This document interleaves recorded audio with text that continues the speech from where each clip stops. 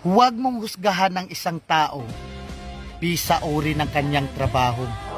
Katulong man yan, karpintero, basurero, o kahit ano pa ang trabaho, basta marangal. Dahil hindi naman batayan ang trabaho para respetuhin mo ang isang tao. Dahil ang buhay, kailangan natin ng diskarte para umasenso.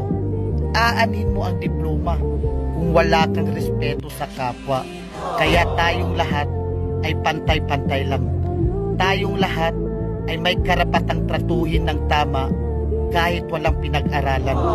Tandaan natin, kahit ano pang kurso ang natapos mo, kahit ano pang diploma ang hawak mo, kahit mayaman o mahirap ka lang, lahat tayo kapag namatay, iisa lang ang titulong diplomang nakaukit sa lapida natin.